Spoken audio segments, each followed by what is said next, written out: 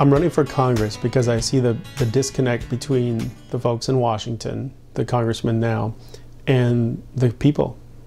The policies now are geared more towards special interest than they are solving problems of the country. I was born and raised in a place called Enemy Swim, South Dakota. My parents were teenagers. They had died by the time I was 3. I was raised by my maternal grandparents who raised me from 3 till I was 13.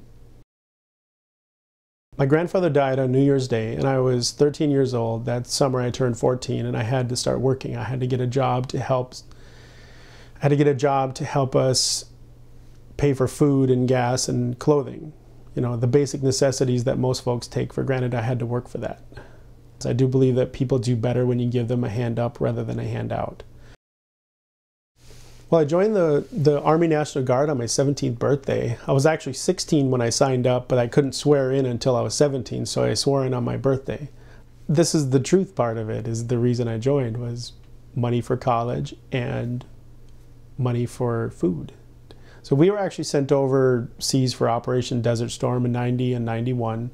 The war only lasted about 4 days. We had a lot of opportunity to interact with the folks from Kuwait and the Iraqi region.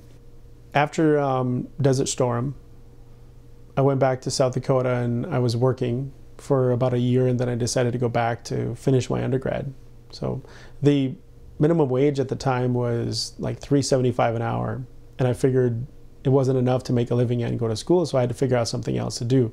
So I went to the library and did a lot of research and came out with this business idea and just started my own company with 14 bucks in my pocket and an idea.